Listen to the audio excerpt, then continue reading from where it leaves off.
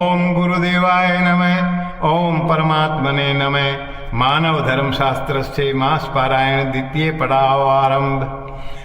ध्यान गंभीर होवन जब लागा, हृदय माझ विवेक तब जागा। पलते होई अनुभव अनेका, मन दृष्टि श्वास भय हूँ एका। जब ध्यान गंभीरता से लगने लगा तब हृदय के भीतर विवेक पैदा होने लगा तथा क्षण भर में बहुत अनुभव होने लगे। मन दृष्टि व श्वास तब एक होने लग गए। समझ परई तब ही माही, बिनु प्राण मन अर दृष्टि नाही। बिनु प्राण बन ही नहीं भावा, भाव अभाव न दृष्टि सुहावा। तब मेरे हृदय में समझ में आ गया कि बिना प्राण शक्ति के मन और दृष्टि नहीं बन पाते हैं, बिना प्राण शक्ति के भाव नहीं पैदा हो पाते हैं तथा बिना भावों की दृष्टि नहीं बन पाती है। दृश्य बिनु नहीं जगत सुहाई, जगत अभावन माया उपजाई। मन ही जग मन जग विस्तारा, निगम पुराण सकल पुकारा। बिना दृष्टि के संसार का आभास नहीं होता है तथा बिना संसार के माया पैदा नहीं हो पाती है। इसलिए वेद पुराण सभी ने कहा है कि मन ही जगत होता है तथा मन के अनुरूप ही संसार का विस्तार होता है। ध्यान मांझ बुझहूँ मन खेला, जग सकल हेतु मन अकेला। कर ही मन ही भाव दीवारा, भूल ही जीव जगत कर तारा। मुझे ध्यान करते हुए मन का समस्त खेल समझ में आया कि अकेला मन ही समस्त संसार का कारण है। मन ही जीव के हृदय में भावों की दीवार पैदा कर देता है, जिससे जीव संसार में परमात्मा को भूल जाता है। मन जानई मन जीत है, मन भूलई तब हार। प्राण ते मन उपजत है, प्राणन चित्त आधार। मन को पहचान लेने पर मन को जीतना संभव हो जाता है तथा मन को भूल जाने पर जीव हार जाता है। प्राण से मन पैदा होता है और प्राण चित्त से पैदा होते हैं। मन बस हो वही चित्त निरोधा, सो जन कहा वही जोगी पुरोधा। सकल बूझहूँ ध्यान लगाही, मन बाहिर जगत के चुनाही। मन को बस में कर लेने पर चित्त का निरोध हो जाता है तथा जो चित्त का निरोध कर लेते हैं वे योगी कहलाते हैं। मुझे ध्यान लगाने पर समझ में आया कि मन के बाहर जगत में कुछ भी नहीं है। होई द्वंद भाव बुद्धि उपजाई, भाव अनुरूप त्रिमति सुहाई। परहित रत जो हो वही भावा, बुद्धि सात्विक तह उपजावा। भावों के आपसी द्वंद से बुद्धि पैदा होती है, इसलिए भावों के अनुसार ही बुद्धि भी तीन प्रकार की होती है। अगर परोपकार के भावों में द्वंद पैदा होता है तो बुद्धि सात्विक पैदा होती है। निज सुख हेतु जो द्वंद सुहाई, नहीं संशय मति राजस आई। परद्रोह भाव जो द्वंद चलाई, बुद्धि तामस बहुरी उपजाई। भावों में आपसी द्वंद अगर स्वयं के सुख के लिए चलता है तो उससे राजसिक बुद्धि पैदा होती है तथा दूसरों को परेशान करने के भावों में अगर द्वंद चलता है तो तामसिक बुद्धि पैदा होती है। त्रिगुण पार जो चल ही द्वंदा, नहीं संख्या मिट ही जग फंदा। बुद्धि अनुरूप हो वही कर्मा, ध्यान मांझ बूझऊँ ई मरमा। अगर भावों का द्वंद त्रिगुणों सत रज तम से परे होता है तो जीव को सांसारिक बंधनों से मुक्ति मिल जाती है। बुद्धि के अनुसार ही समस्त कर्म होते हैं। यह रहस्य मुझे ध्यान में समझ में आया है। भाव द्वंद बुद्धि प्रगट ही, बुद्धि ते भासई इंद्रियाद। बुद्धि गो मिल क्रिया करई, तत् घटई कर्म अबाद। भावों के आपसी द्वंद से बुद्धि पैदा होती है तथा बुद्धि के कारण इंद्रियां आदि अंगों का आभास होता है। बुद्धि और इंद्रियों के मिलने से क्रिया घटित होती है तथा क्रिया के माध्यम से कर्म घटित होता है। सतरज तमसो बुद्धि आधारा, मति हेतु घट ही कर्म त्रिप्रकारा। परहित हेतु हो वही जो कर्मा, कहीं सात्विक सकल धर्मा। सत रज व तमो गुणों के भाव ही बुद्धि के आधार होते हैं। अतः बुद्धि के कारण ही कर्मों को भी तीन प्रकार का कहा गया है। जो कर्म परहित के लिए किए जाते हैं उन्हें सभी धर्म सात्विक कर्म कहते हैं। सुख अरु यसी इच्छा सुवा वही, घट ही कर्म राजस कहावई। हेतु काम क्रोध मद लोभ अपारा, होई कर्म सोई तामस प्रकारा।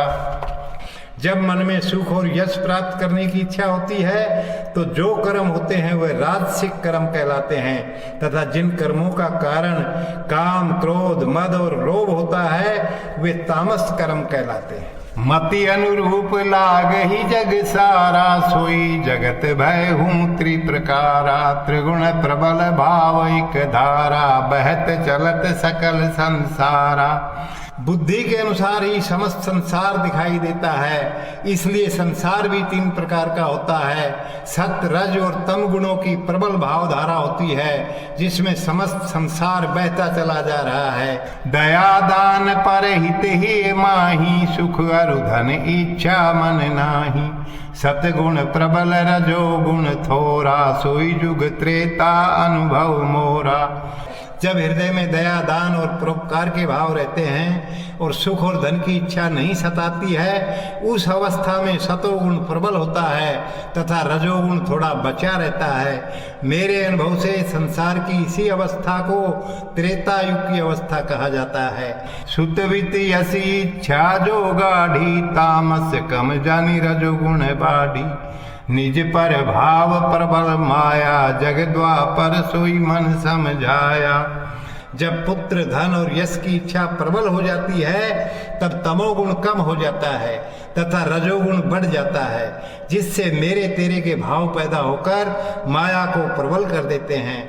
मेरे मन में यही समझ में आया है कि ये अवस्था ही द्वापर युग की अवस्था होती है। काम, क्रोध, मद आदि प्रबल, चाहूं दिशि तम अंधकार। कली सम देह लगाई तब जान, यह जुग कली विस्तार। जब क्रोध और मद के भाव बहुत प्रबल होते हैं तब चारों तरफ तामसिक भावों का अंधकार छा जाता है और शरीर मशीन की तरह लगने लग जाता है। इसी को संसार की कलयुग की अवस्था कहा जाता है। गुण पार नहीं तय भल मंदा, सतजुग सोई मूल आनंदा। ई भांति भय जुग चारी, कहूँ अनुभव सत्य विचारी। जब तीनों गुणों से जीव मुक्त हो जाता है तब अच्छे बुरों का भेद भी मिट जाता है। उसी गुणातीत अवस्था को सतयुग की अवस्था कहा जाता है जो आनंद का मूल होती है। इस प्रकार कलयुग, द्वापर, त्रेता और सतयुग की 4 अवस्थाएं होती है। मैं मेरे अनुभव को सत्य मानकर कह रहा हूँ। अब कहूँ जुग लक्षण विस्तारी, मति अनुरूप ही विचारी। करहूँ क्षमा प्रभु अवगुण मोरे, लिखहूँ सकल प्रेरणा तोरे। अब मैं यहाँ युगों के लक्षणों को विस्तार पूर्वक मेरी बुद्धि के अनुसार हृदय में विचार कर बताता हूँ। हे प्रभु, मेरे अवगुणों को क्षमा करना, मैं तो सब कुछ आपकी प्रेरणा से ही लिख रहा हूँ। तामस बहुकल युग कहाई, माया परिवार तह लहलाई। काम, क्रोध, मद, लोभ, अहंकारा, सकल जानहु माया परिवारा। तमोगुण जब बहुत बढ़ जाता है तब वो कलयुग की अवस्था कहलाती है, जहां पर माया का परिवार बढ़ने लगता है।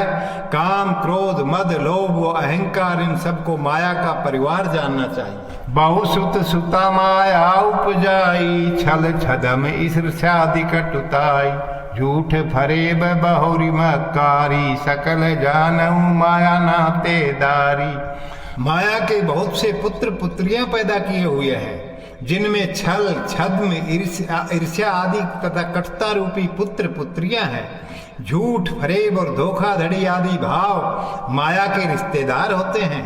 ममता मोह बंधु जन, अरु काम वासना माया मातु। दे बुद्धि सुंदर सदन, निज पर भाव सोई तातु। ममता और मोह के भाव माया के मित्र हैं तथा वासना ही माया की जननी है तथा मेरा तेरा का भाव ही माया का पिता है और देह बुद्धि ही माया का सुंदर घर है। ज्यों ज्यों बाढ़ई माया परिवारा, त्यों त्यों होई कलयुग विस्तारा। राजा प्रजारु सब नर नारी, पर ही भरम असमंजस भारी।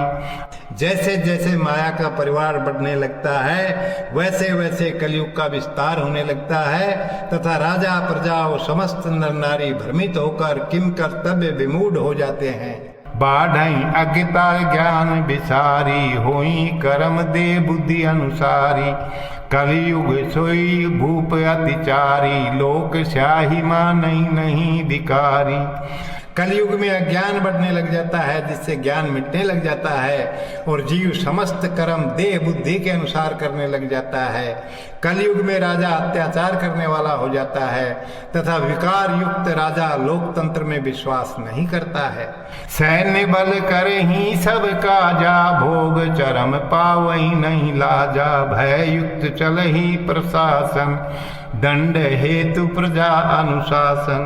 सेना के बल पर ही राज्य का संचालन होता है और राजा अति भोगवादी होता है, फिर भी लज्जा नहीं पाता है।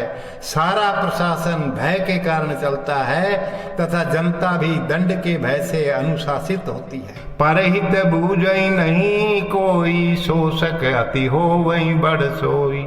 नीति धर्म जेहि मानहि प्राणी, हंस ही लोग जानी अज्ञानी। कलयुग में परोपकार को कोई समझता ही नहीं है तथा जो जितना दूसरों का शोषण करने वाला होता है उसको उतना ही बड़ा माना जाता है। नीति का पालन करने वाले लोगों को अज्ञानी समझकर लोग हंसते हैं।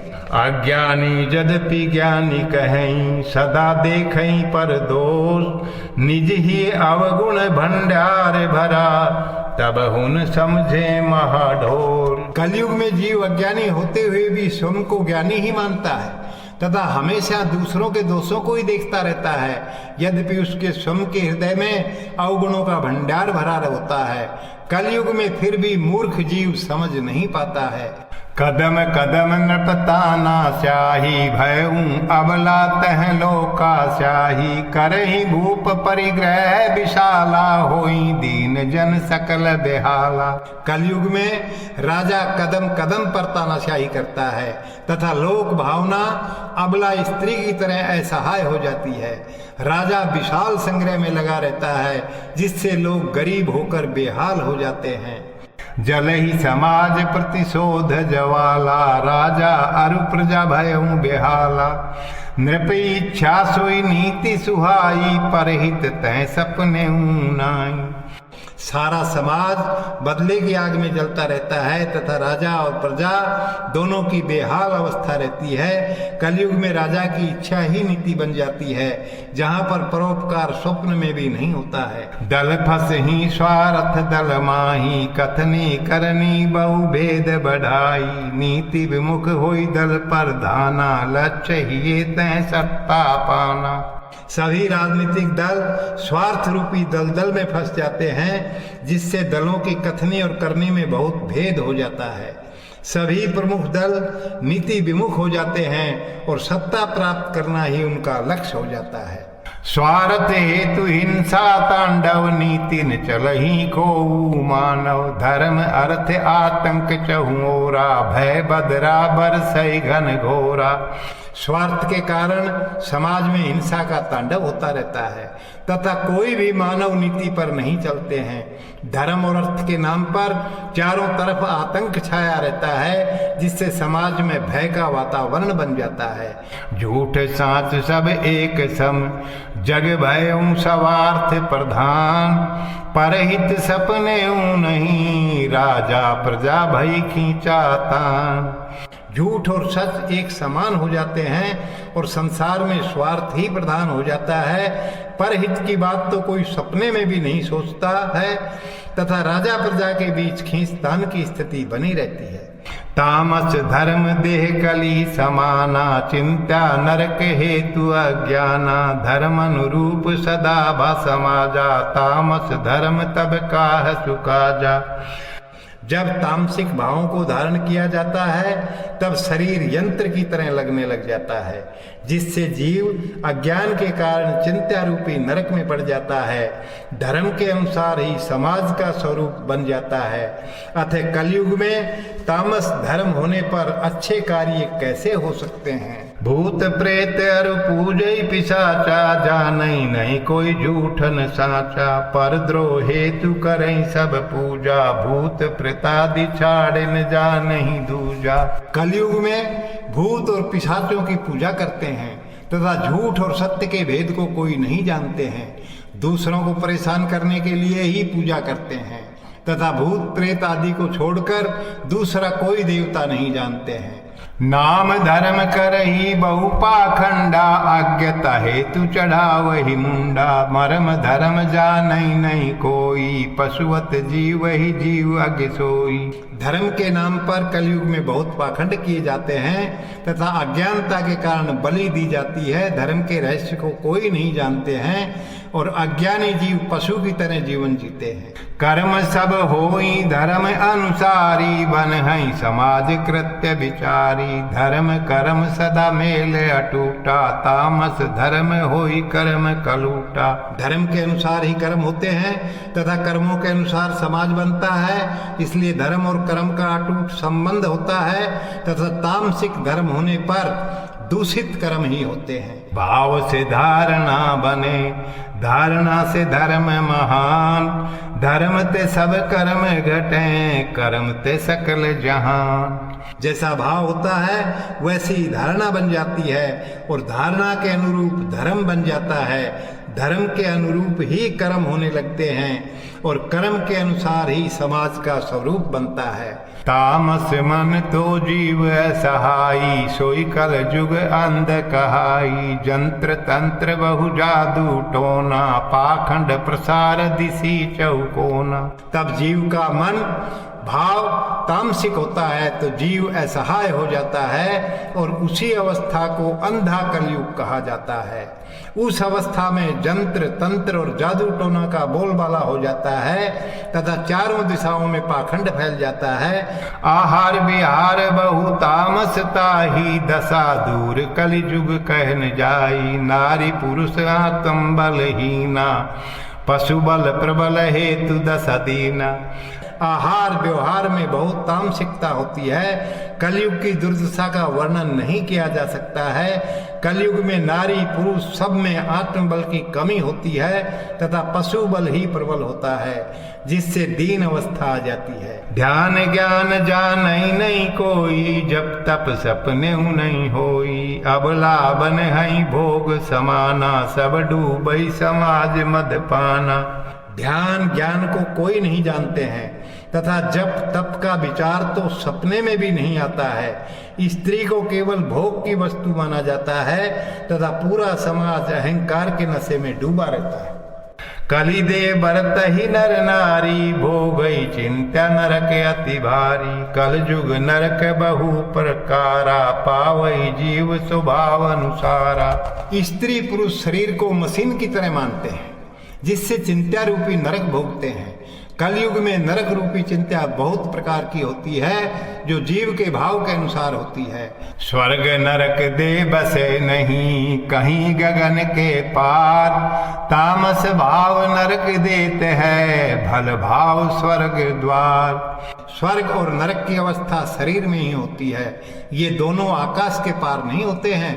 तामसिक भाव चिंता रूपी नरक देते हैं और अच्छे भाव सुख रूपी स्वर्ग दिखाते हैं। अब यह कहूँ नरक विस्तारा, कई विधि पर ही जीव विचारा। नरक मार्ग बहु काल माही, काम क्रोध मदादि लोभ सबाही। अब मैं यहाँ चिंता रूपी नरक को विस्तार पूर्वक बताता हूँ जिसमें बेचारा जीव कैसे फंस जाता है। कलयुग में चिंता रूपी नरक के बहुत से रास्ते होते हैं। काम क्रोध मद लोभ आदि तामसिक भाव चिंता रूपी नरक के मार्ग हैं। होय क्रोध जीव ताप विशेषा, सोई नरक जलन जीव कलेसा। जीव जब होई मद अंधा, पर ही नरक मल मूत्र गंदा। जब जीव को क्रोध आता है तो विशेष कष्ट होता है, इसी को जीव का जलन रूपी नरक कहा जाता है। तथा जीव जो मद में अंधा हुआ रहता है तब मल मूत्र रूपी गंदा नरक कहलाता है। काम विकल सोई नरक घोरा, धूमन होई वासना क्षुधा ही लोरा।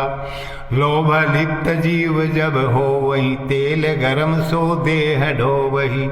जीव जब काम की इच्छा की भावना से व्याकुल हो जाता है तब वो घोर नरक की अवस्था होती है जिसमें जीव वासनाओं के वशीभूत होकर सो भी नहीं पाता है। जीव जब लोभ की भावना में लिप्त हो जाता है उसी को शरीर पर गर्म तेल डालने वाला नरक कहा जाता है। जीव ही जब आवे ईर्ष्याई, मारा मारी सोई नरक सुहाई।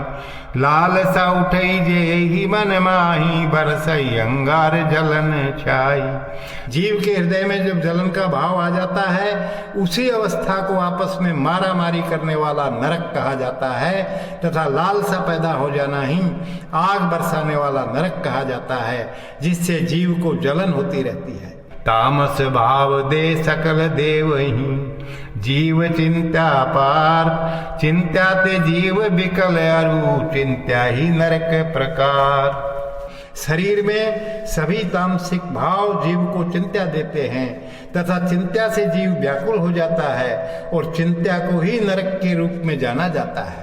जब जब आवे तम अहंकारा, पर ही जंजीर नरक अपारा, वासना बहुरी मन ललचाई, सो नरक तई अहिगन सताई। जब जब जीव में तामसिक अहंकार आता है, तब वो बेड़ियों में बन जाता है, इसी को बेड़ियों वाला नरक कहा जाता है। और जब मन वासनाओं में फंस जाता है, उसी मनोस्थिति को सर्पों द्वारा सताने वाला नरक कहा जाता है।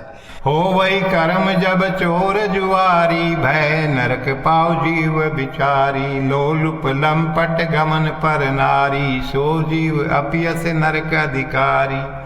जब जीव चोरी और जुआ का कर्म करता है, तो उसे भयभीत करने वाला नरक सताता है, अर्थात जीव सदा भयभीत रहता है।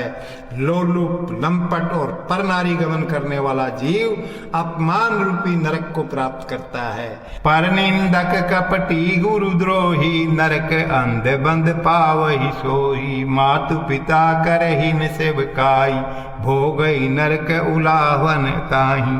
पर निंदा करने वाला कपटी और गुरु का विरोधी अंधकार रूपी नरक प्राप्त करता है, अर्थात उसे कभी अज्ञान से मुक्ति नहीं मिल पाती है।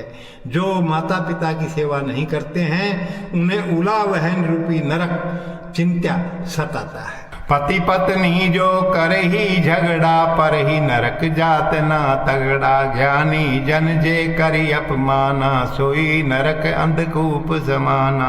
पति पत्नी जो आपस में झगड़ा करते हैं, वे यातना रूपी नरक में पड़ते हैं, तथा ज्ञानी लोगों का अपमान करने वाले अंधकूप रूपी नरक में पड़ते हैं। गुरु कपटी शिष्य स्वार्थी, खेल मिचोनी खेल, उभय दावा नल पर ही नरक, करही ठेलम ठेल। जब गुरु कपटी और शिष्य स्वार्थी होते हैं, तो दोनों एक दूसरे से आंख मिचोनी का खेल खेलते रहते हैं, तथा दोनों दावानल रूपी नरक में एक दूसरे को धक्के मारते रहते हैं। झूठ फरेब करई मक्कारी, बिस्किट सतावही तह भारी, तामस नरक बहु दुखदाई, शत्रु तऊ उचित नहीं पराई। जो झूठ फरेब और मक्कारी करते हैं, उन्हें जहरीले कीड़े सताने वाली चिंता सताती है। तामसिक भावों की चिंता नरक बहुत दुखदाई होता है, इसलिए दुश्मन को भी तामसिक नरक नहीं मिलना चाहिए। यही भांति नरक नाना प्रकारा, राजा प्रजा तह पर ही है विचारा, तन जर जर मन बहु तनाई, सो चिंत्या बहुरी तास दिलाई। इस प्रकार नाना प्रकार के चिंता रूपी नरक होते हैं, जिसमें अज्ञानतावश राजा और प्रजा दोनों पड़ जाते हैं। चिंता रूपी नरक बहुत कष्ट देने वाला होता है, जिससे शरीर जर्जर और मन तनाव युक्त हो जाता है। कल युग भूप देह राजधानी, हेतु अज्ञान जीव करे नदानी, माया कुटुम सोई भूप वाहनी, अज्ञान प्रबल सो बंध निशानी।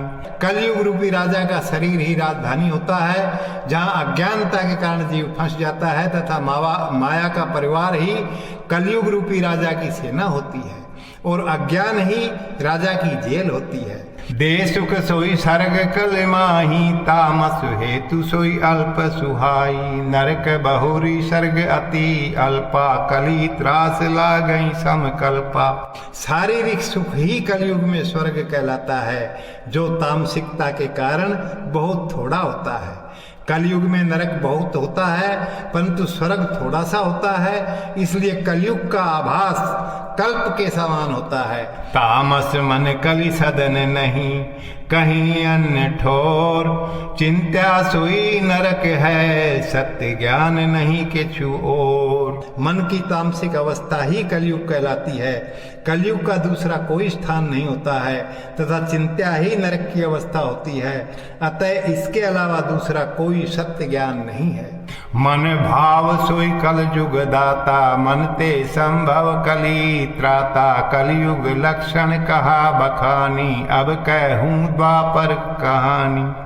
वास्तव में तो मन का भाव ही कलयुग का आभास कराता है तथा मन के द्वारा ही कलयुग के आभास से मुक्त होना संभव है। मैंने कलयुग के लक्षण बता दिए हैं और अब मैं द्वापर के लक्षण बताता हूँ। जुग द्वापर रज गुण प्रधानी, सुखी इच्छा प्रबल होए निशानी। रही द्वापर मान अपमाना, सकल कर्म फल इच्छा प्रधाना। द्वापर की अवस्था में रजोगुण प्रमुख होता है तथा रजोगुण होने पर सुख की इच्छा प्रबल हो जाती है। यही द्वापर की पहचान होती है। द्वापर की अवस्था में मान अपमान के भाव प्रबल होते हैं तथा समस्त कर्म फल की इच्छा से ही होते हैं। दे शरम कम मन बेसी तनावा, कर्म बंद जीव बहु उर्झावा। स्वार्थ प्रधान चिंत्या नहीं, दूसर भोग लक्ष्य नहीं यहाँ भूपर। द्वापर में शारीरिक श्रम कम होता है परंतु मानसिक तनाव बहुत होता है तथा कर्म के बंधन में जीव उलझ जाता है। द्वापर में स्वयं का स्वार्थ ही प्रधान होता है तथा दूसरों की चिंता नहीं होती है। भोगों की प्राप्ति को ही पृथ्वी पर जीव अपना प्रमुख लक्ष्य समझता है। बिनु फल करहिन कर्म आरंभा, इहि रज प्रभाव नहीं अचंभा। सुख हेतु जीव करहि प्रयासा, मिटहि नहीं पर मन संत्रासा। द्वापर में जीव बिना फल की इच्छा के तो कर्म करना शुरू ही नहीं करता है परंतु इसमें कोई आश्चर्य की बात नहीं है क्योंकि ये तो रजोगुण का प्रभाव है। जीव हमेशा सुख के लिए प्रयास करता है परंतु शारीरिक सुख से मन का दुख नहीं मिट पाता है। सुख हेतु संग्रह करे सुख, सुख हेतु भागम भाग मचाए। फल बंधन ऐसा परे, जीव निसी दिवस अकुलाय। जीव सुख के लिए संग्रह करता है और सुख प्राप्ति को ही लक्ष्य बनाकर कर्म के क्षेत्र में मारामारी करता है परंतु सुख के फल का बंधन ऐसा पड़ जाता है जिससे जीव रात दिन चिंता में पड़ जाता है। आज छाड़ी चिंता भावी सताई, निज हैं परै जीव अरुझाई। सुख हेतु नित्य करही कर्मा, मिलही दुख जानई नहीं मरमा। आज की चिंता नहीं करके जीव भविष्य के चिंतन में पड़ जाता है और जीव स्वयं ही भविष्य की चिंता में उलझ जाता है। जीव नित्य उठकर सुख प्राप्ति को लक्ष्य बनाकर कर्म करता है परंतु फल की आसक्ति के कारण जीव को दुख ही मिलता है और जीव इस रहस्य को जान नहीं पाता है। फल आसक्ति द्वापर अति भारी, हो वही सकल कर्म तानुसारी। सुत बित यश मोह परिवारा, बाढ़ई द्वापर सकल अपारा। कर्म फल की इच्छा द्वापर में बहुत बढ़ जाती है तथा समस्त कर्म फल की इच्छा से ही होने लगते हैं। रजोगुण की प्रधानता होने पर पुत्र धन लोक प्रतिष्ठा और परिवार का मोह अत्यधिक बढ़ जाता है। धर्म होई यहाँ रज प्रधाना, ज्ञान चाहे तदपि हिये अज्ञाना। फल हेतु पूजई देव नाना, फल कारण पर हित दया दाना। द्वापर युग की अवस्था में धर्म अर्थात धारणा राजसिक हो जाती है और ज्ञान की चाहत होते हुए भी जीव रजोगुण के कारण अज्ञानी बना रहता है। फल की इच्छा के कारण ही द्वापर में नाना प्रकार के देवताओं की पूजा की जाती है और दया दान और परोपकार के कार्य भी फल की इच्छा से ही किए जाते हैं। जप तप करही देव रिझावन, पूजहि मूरत मन भावन। जावहि तीरथ समय अनुसारी, स्तुति करहि फल विचारी। द्वापर में जब तब भी देवताओं को प्रसन्न करने के लिए ही किए जाते हैं तथा मन की भावना के अनुसार देव मूर्ति की पूजा की जाती है। समय की अनुकूलता के अनुसार लोग तीर्थों में भी जाते हैं परंतु स्तुति आदि फल की इच्छा से ही करते हैं। इच्छा से इच्छा उपजत, इच्छा हेतु तीर्थ स्थान। निज घट प्रभु बसे, मूर्ख सके नहीं पहचान। जीव की एक इच्छा से दूसरी इच्छा पैदा हो जाती है तथा इच्छा के कारण ही जीव तीर्थ यात्रा करता है। वास्तव में तो परम पिता जीव के हृदय में ही बसता है, परंतु मूर्ख जीव पहचान नहीं पाता है। आचरण दैत्य बहु द्वापर माही, प्रवचन कहि आचरहि नाही। भेष देखि मानव साधु संता, फल अंध जानई नहीं अंता। द्वापर युग में बहुत दिखावे का आचरण होता है। लोग प्रवचन करते हैं परंतु अनुसरण नहीं करते हैं। भेष देखकर ही लोग साधु संतों की पूजा करते हैं और फल की इच्छा में अंधे हुए लोग अंतःकरण को जान नहीं पाते हैं। कर्म कुशल सो कहा वही योगी, दोष न देहि कोई द्वापर भोगी। पूंजीपति पावहि तै सन्माना, यद्यपि संग्रह बहु अज्ञाना। कर्म में जो कुशल होता है उसी को द्वापर में योगी कहते हैं तथा द्वापर में भोग को बुरा नहीं मानते हैं। हालांकि संग्रह घोर अज्ञान ही होता है, फिर भी पूंजीपति द्वापर में बहुत सम्मान प्राप्त करते हैं। साधु बोलई ठकुर सुहाती, माया बहुत सकल न चाती। बहुविध भौतिक ताप सताई, भोग अधीन सब लोग लुगाई। द्वापर में माया सब जीवों को नाश नचाती है तथा साधु लोग भी लोगों को खुश करने वाली वाणी ही बोलते हैं। द्वापर में भौतिक सुखों की चिंता बहुत प्रकार से सताती है तथा सभी स्त्री पुरुष भोग भावना के अधीन हो जाते हैं। जाति पाति अरु बहुमान बढ़ाई, नारी पुरुष ऊंच नीच उरझाई। दम्भ श्रेष्ठ करा वही निंदा, होई उलट जानई नहीं अंधा। द्वापर में जाति पाति और बहुत मान बढ़ाई की धारणा रहती है तथा स्त्री पुरुष भी ऊंच नीच की भावनाओं में उलझे रहते हैं। श्रेष्ठ बनने की भावना के दंभ के कारण ही दूसरों की बुराई करते हैं, परंतु परिणाम तो उल्टा ही होता है। फिर भी अज्ञानी जीव समझ नहीं पाते हैं। पर निंदा जय जीव करें, सपने सुख नहीं पाए। उलट निंदा निज परें, विधि तो विधान चलाए। पर निंदा करने वाला जीव सपने में भी सुख प्राप्त नहीं कर पाता है, क्योंकि प्रकृति के कार्य कारण सिद्धांत के कारण निंदा लौटकर निंदा करने वाले पर ही आ जाती है। ग्रंथन ग्रंथि जीव उर्झाई, अनुसर ही बिनु मर्म बुझाई। पाप पुण्य बहु कर ही बखाना, भेदन जान ही जीव अज्ञाना। द्वापर में जीव बिना समझे शास्त्रों का अनुसरण करने लगता है और वो ग्रंथों की रहस्यमय ग्रंथियों में उलझकर भ्रमित हो जाता है। रात दिन पाप पुण्य की चर्चा करने में लगा रहता है, परंतु अज्ञान के कारण पाप पुण्य के रहस्य को नहीं जान पाता है। पूजई ग्रंथ मरम न गहई, पथ अंधा तह मूढ़ चलही। शास्त्र सकल नहीं मूल अलादा, भेद बाहरी हेतु बंद मर्यादा।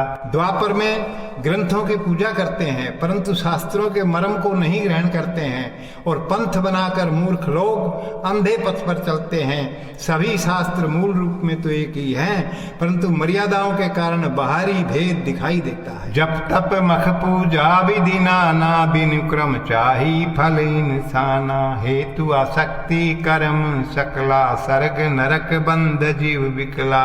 द्वापर अर्थात रजोगुण की प्रधानता होने पर जीव जप तप और यज्ञ आदि करने लगता है तथा बिना कर्म किए भगवान से फल की आशा करने लग जाता है।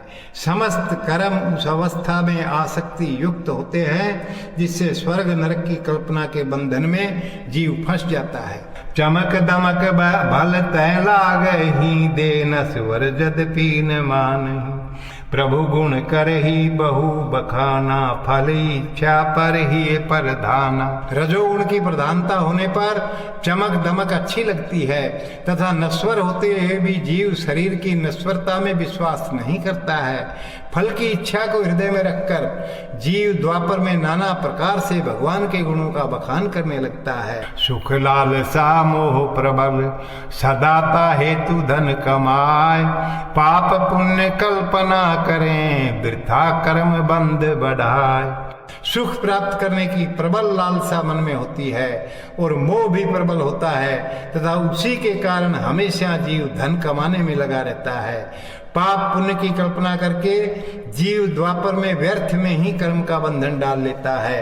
सुख लालच कर ही सब कर्मा, फल बंधन भूलई निज धर्मा, कर्म कांड बहुरी विश्वासा, करि पाखंड फसई मन आशा। सुख प्राप्त करने की लालसा में जीव सब कर्म करने लगता है, जिससे फल इच्छा का बंधन पड़ जाता है और जीव सहजता को भूल जाता है। द्वापर में कर्म कांड पर बहुत विश्वास होता है, जिससे जीव पाखंड में पड़कर मन की इच्छाओं में फंस जाता है। इंद्रिय विकल मन बस नाही, हिये भोग वासना बहु बढ़ाई, मानसिक व्यापहि अति रोगा, काह कहूँ विकल सब लोगा। रजोगुण बढ़ने पर इंद्रियां व्याकुल हो जाती है तथा मन बस में नहीं रह पाता है तथा शारीरिक भोगों की वासना हृदय में प्रबल हो उठती है, जिससे जीव के मानसिक रोग बढ़ जाते हैं। क्या वर्णन करूं, सब लोग इच्छाओं के संताप से व्याकुल होते रहते हैं। निज जान ही श्रेष्ठ अरु विद्वाना, दूसर सम लग ही न ज्ञाना, दया दान अरु परहित भलाई, धन अरु यसी इच्छा रही छुपाई। द्वापर की अवस्था में जीव स्वयं को सबसे श्रेष्ठ और विद्वान मानने लगता है तथा दूसरों को अज्ञानी मानने लगता है। रजोगुण के प्रभाव में जीव दया दान परहित और भलाई आदि कार्य या तो धन कमाने के लिए करता है या फिर समाज में लोक प्रतिष्ठा पाने की इच्छा छिपी रहती है। समान बताए चराचर प्राणी, खुद कराई पूजा महाज्ञानी, परम ज्ञान कर ही उपदेशा, ग्रह आसक्त मन बहु कलेसा। रजोगुण प्रभावी जीव बातों बातों में तो समस्त प्राणियों को समान बताता है, परंतु मौका मिलने पर स्वयं की पूजा करवाने से नहीं चूकता है। वो परम ज्ञान का बहुत उपदेश करता है, परंतु स्वयं घर की आसक्ति में पड़कर दुखी होता रहता है। सफलता का दंभ भरे, विफलता प्रभु दोष लगाए, वासना द्वापर प्रबल अति, भोगी जीव जग भर माय। रजोगुणी जीव सफल होने पर स्वयं को सफलता का कारण मान लेता है तथा असफल होने पर प्रभु को दोष देने लगता है। द्वापर में वासना बहुत प्रबल होती है, जिसमें भोग कामना वाला जीव पड़कर भ्रमित होता रहता है। हरम नाच पर नारी गमना, मदपान आदि रजोगुण लखना, प्रमाद बस सारी दिनचर्या, नारी चिंतन खंडित ब्रह्मचर्या। जो हरम में नारियों का नृत्य कराते हैं और मद्यपान करते हैं तथा पर स्त्री गमन करते हैं, ये सब रजोगुण के प्रभाव के लक्षण हैं।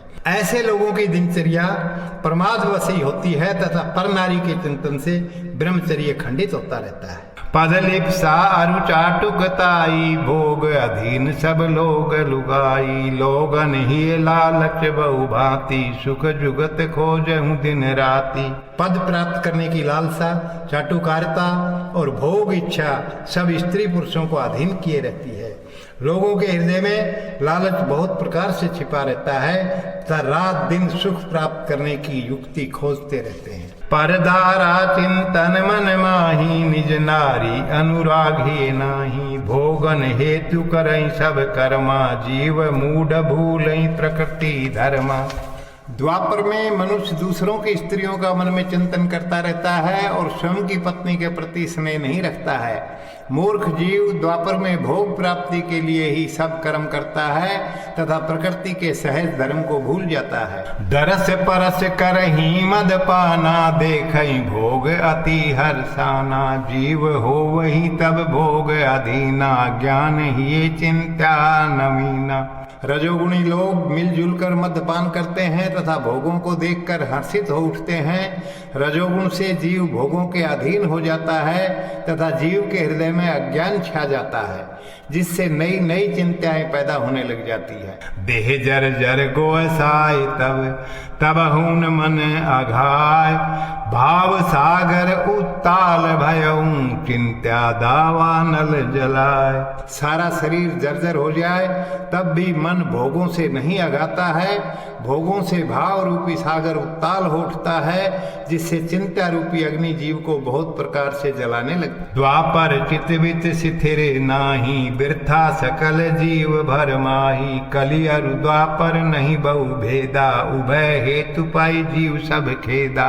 रजोगुणी द्वापर अवस्था में जीव का चित्त और अर्थ स्थिर नहीं रह पाते हैं, इसलिए व्यर्थ में सब जीव भ्रमित होते रहते हैं।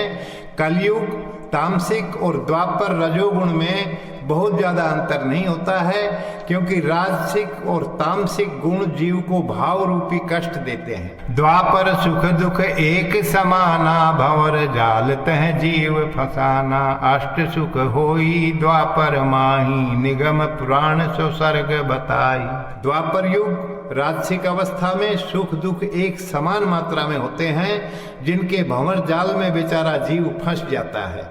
द्वापर में 8 प्रकार के सुख मूल रूप से होते हैं, जिनको वेद पुराणों ने स्वर्ग के रूप में वर्णन किया है।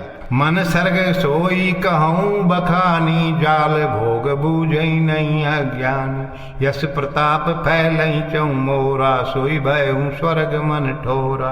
अब मैं मन में निवास करने वाले स्वर्ग का वर्णन कर रहा हूँ, जिसको अज्ञानी लोग भोग के जाल में पड़कर समझ नहीं पाते हैं। जब रजोगुण के प्रभाव के कारण जीव का यश चारों तरफ फैलने लग जाता है, तो वो अवस्था ही मन को सुख स्वर्ग की अनुभूति देने वाली होती है।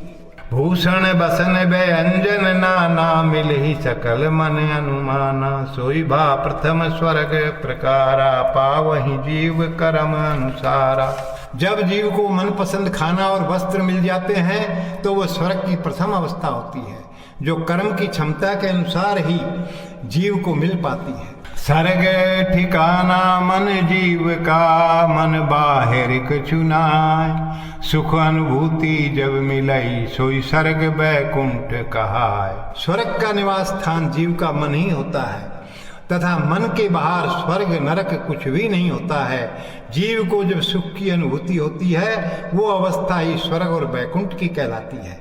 द्वितीय स्वर्ग संभोग आधारा, कनक डोर बंध ही जीव विचारा। संभोग लिप्त तह नर नारी, सोई लोक इंद्र सकल पुकारी। दूसरा सुख संभोग की अवस्था होती है, जहाँ जीव सोने की जंजीर में बंध जाता है। जब स्त्री पुरुष संभोग की अवस्था में होते हैं, उसी को इंद्र लोक कहा जाता है। तीसर दम्भ तुष्ट सर्ग प्रकारा, सो स्वर्ग अधम युक्त विकारा। साउथ सर्ग भल परवारी, सकल करई मर जाद विचारी।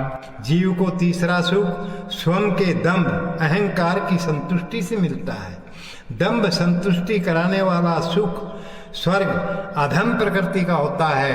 चौथा स्वर्ग परिवार का सुख होता है, जहाँ पर सभी लोग मर्यादाओं का पालन करते हैं। पंचम सर्ग बंधु सुखदाई, परस्पर प्रीति कपट भुलाई। षष्टम स्वर्ग भल प्रतिवेशी, कौनो समय होय न कलेसी। पांचवा स्वर्ग भाई का होता है, जो आपस में कपट भुलाकर परस्पर प्रेम करते हैं। छठा स्वर्ग अच्छे पड़ोसी से मिलता है, जो किसी भी समय कलेश नहीं करता है। सप्तम स्वर्ग हरि गुण गाना, मन मत होए जीव मस्ताना। दया दान तह अवसर पाई, श्रोणई यश जीव सुखदाई। सातवां स्वर्ग प्रभु का गुणगान करने पर मिलता है, जिससे जीव का मन एकाग्र हो जाता है और जीव मस्त हो जाता है। इस अवस्था में जीव को दया दान आदि का अवसर मिलता है, जिससे जीव को यश प्राप्त होने लगता है, जो जीव को सुख देने वाला होता है। अष्टम स्वर्ग जन सेवकाई, पावहि बिरला द्वापर माही। एई भांति द्वापर स्वर्ग सुहाई, नहीं गगन पार सत्य बताई। आठवां स्वर्ग वो अवस्था होती है जिसमें लोग जीव की सेवा में लग जाते हैं। इस अवस्था के स्वर्ग को कोई बिरला जीव ही प्राप्त करता है। इस प्रकार द्वापर में मन के अंदर ही स्वर्ग की प्राप्ति होती है। मैं सत्य बता रहा हूँ, आकाश के परे कोई स्वर्ग नहीं होता है।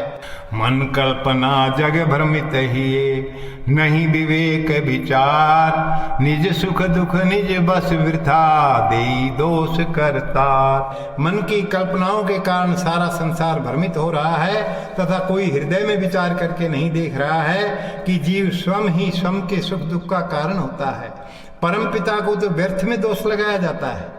द्वापर स्वर्ग नहीं सुस्थाई, छीजत तह नहीं बार लगाई। छीजई स्वर्ग नरक आवही, बहुविधि सोई जीव सतावही। द्वापर रजोगुणी अवस्था के सुख स्थायी नहीं होते हैं, इसलिए नष्ट होने में समय नहीं लगता है। और जब स्वर्ग नष्ट होने लगते हैं तो नरक चिंता आ जाती है, जो जीव को बहुत प्रकार का कष्ट देने लगता है।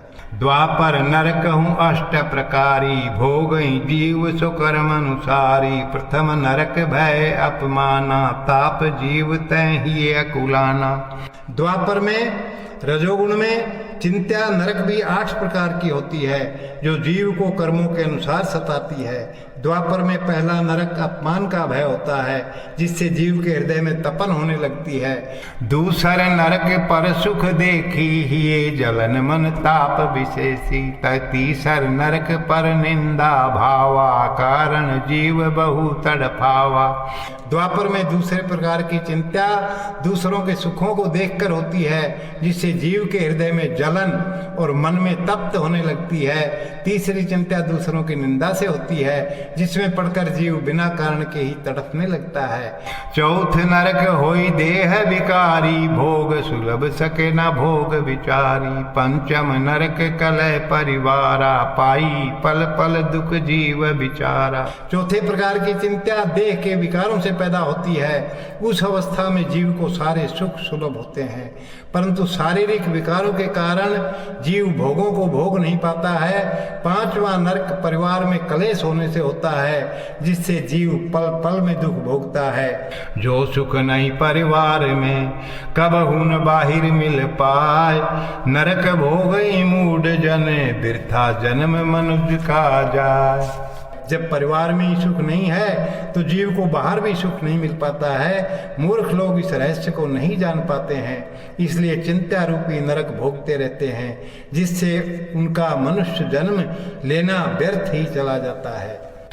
रामो नारायण नारायण नारायण, रामो नारायण नारायण